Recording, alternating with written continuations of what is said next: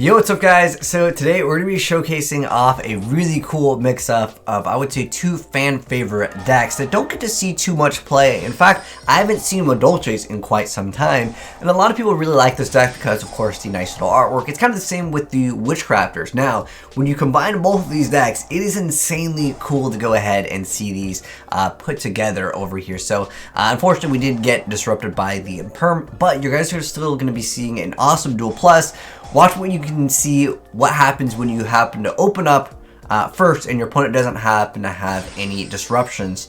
The deck is actually pretty cool. It actually has quite a bit of a mix-up. Plus, you're seeing a new Eldritch card. This is the El Rey Conquista Eldritch. This is a new fusion boss monster for the archetype. And on top of that, when you happen to combo with Zombie World, you're going to be obviously going for the Baildrock, which is a fantastic card as well. But Tiramisu doesn't care about those. Put those back into the deck. Now, unfortunately, Imperm still is affecting that card, unfortunately, for the Madolche player. But if you guys have played against Eldritch, you guys know that deck does not go down easy, and so that deck is going to be able to instantly come back with 0 cards on the hand because, well, that's kind of what Eldritch can definitely do. Now, Madolche's is a very resilient deck too, especially if you have Nap Ticket, you have Chateau, you have Salon. You get a lot of recyclability in the deck. Granted, you kind of need the setup here. Whereas Eldritch, I mean, it's just like the graveyard is basically another form of free extra cards, so you guys are going to see him kind of come back right into the game with, of course, the bonus damage that the Golden Lord will have. And then he's got Scarlet, he's got the Golden Land over here of the, what is it, the Hakuro. And then we got Conquistador over here, and then Madame Very coming out over here, which actually is quite great because Madolches aren't so much of a negate heavy deck. They have a few disruptions, which you guys will see a really good disruption against any deck that really needs a graveyard. I would say they actually have a pretty good turn 1 opener, which you guys will see in the second game over here. But again, Madame Very able to go ahead and get rid of any spell card and then just skill drain your opponent over there, so you get to negate the effects of all face-up monsters your opponent currently controls as a quick effect. And she has pretty good stats too in the defense department. The attack bonus that it's going to be, part of her effect won't be really necessary here because your Madolches are going to be the main form of your damage. But you guys are going to be seeing a really cool comeback over here by the Madolche player. Even though what looks like the Eldritch players come back, we also have Baildrock over here, but of course Promenade is able to go ahead and act as another form of disruption. So we're going to go ahead and see the Eldritch player just go ahead and get some extra free cards, as that's kind of what the archetype does. And I was like, okay, this guy's got insane advantage over here. He's got the Zombie World, but he's got the additional summon of Salon, which really helps out when you mix it up. But Promenade is going to go ahead and act as a disruption. So sorry, Baildrock, not today. And then Who Cake's going to be coming out, and Salon's going to go ahead and have that ability to go ahead and set the ticket. And we've got Chateau over here. Once you get ticket Chateau, Salon, and if you happen to have Promenade, you're going to actually get so much free advantage here. And this is how the deck really starts going off. The WitchCrafters do actually help out, as it helps your starter combos, as Madolche will be able to be immune to being disrupted, and also your WitchCrafters too. But the Spellcasters in Madolche's, the only one you're going to be really seeing here is, of course, Madolche, which is your starter combo. Anyways, most of the things in the extra deck are going to be Fairy that you're going to be making, but the Link Monster also protects your stuff and also protects your back row from being disrupted, because Chateau is going to make it so if they would be returned, you could add it back to your hand. And then Ticket over here, when a Madolche card is returned from your side of the field or graveyard to your hand, you get to add another Madolche monster from your deck to your hand. And then if you control a Fairy type, which is basically the more boss monsters in the deck, you can just go ahead and special summon the monster from your deck in face-up attack position instead of adding it to your hand, so it can prevent OTKs and it just gives you extra monsters out. On top of that, you have the Link monster that can protect itself, which you guys will see very soon over here.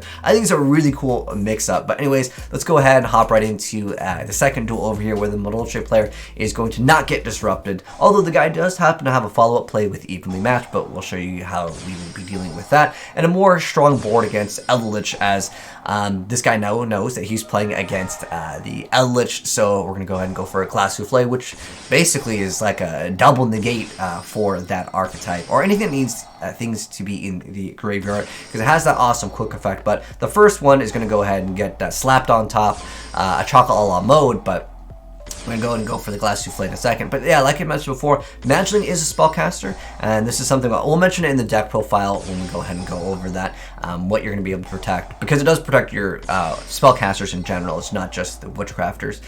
So we're going to go ahead and see Salon, and then the Promenade, and then we have the Sistart. Sistart is going to go ahead and protect Chateau and the Salon over here, and then he's going to go ahead and have Ticket up on board, so he's going to be good to go. You can't get rid of your back row cards. You can't target him with card effects, or go ahead and actually destroy him. He's going to go ahead and activate evenly. Now we're going to go see Promenade, go ahead and negate that, but with all of the extra bonuses, it's going to be really difficult to deal with it, because Glass Souffle is able to go ahead and double shuffle 2 things back. So we have, of course, the Tiramisu. That's like the main star of Madolche's, being able to go ahead and just get rid of 2 cards, shuffle them back, doesn't destroy.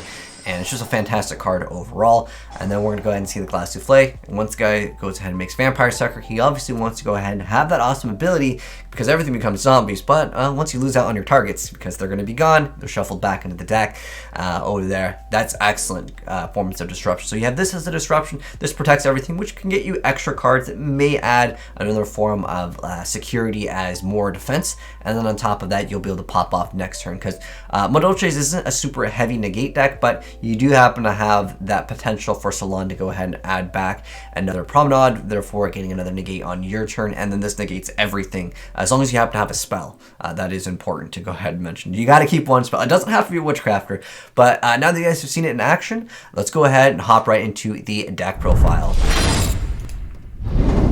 So let's go ahead and hop right into it. Big shout out to February for running this deck. It is a really cool deck. I haven't seen anyone play it at all, and it's just a cool, nostalgic deck that I love seeing Madolches once in a while. I have just not seen people play this deck, but we've got 2 copies of Madame Berry. We've got 1 Pudding Cess over here. We have 3 copies of Cheminette, which is just basically go to Madame Berry. We have 2 copies of the Mess and Gelato. We have 3 copies of Pudding Cess Yor, 3 copies of Magdalene, 3 copies of Angeli, 2 copies of Hoot Cake.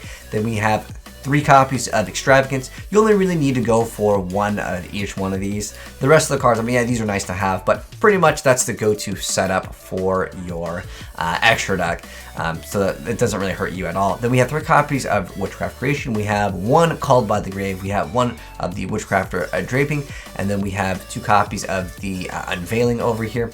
And then we've got 3 copies of Ticket, 3 copies of Salon, 3 copies of Chateau, and 2 copies of Promenade, just so you can have like the first one go off, and then you go ahead and utilize the other one. And then for the extra deck, it's just 3 copies of all of the Madolche stuff. So 3 copies of Chocolat a la Mode. We have 3 copies of Tiramisu, one of the best cards. And then we have the Glass Souffle, which actually, again, now looking into what's coming out into the future in Yu-Gi-Oh! This is actually a really good card, because a lot of decks get some type of bonus in the graveyard, and if you just shuffle them back, it adds a little bit more play. As Tiramisu's effect, unfortunately, is not a quick effect. There's no point of going first turn Tiramisu pass. It's like, more likely this card is probably not going to survive. I really wish the Fresh Sistar or some other card really protected the other cards a little bit better, but unfortunately, yeah, going for this is not going to be ideal turn 1. Now, this is a little bit better, and then we have, of course, have the Nightmare Unicorn, Phoenix, and then Cerberus. These are just kind of good cards, and then 3 Sistar. But anyways, hopefully you guys enjoyed the gameplay as well as the deck profile for the Madolche WitchCrafter deck, which I expected by Feb over here, and it was just way too cool. But big shout out to you once again for building this deck. Thanks for tuning in, guys, and hopefully you enjoyed the video. If you did, drop a like on it, and if you're new here and you want to see more cool Yu-Gi-Oh decks, make sure you guys subscribe with that notification bell rung, and you'll definitely see more. But thanks for tuning in, and I'll catch you in the next video. I'm signing out. Peace.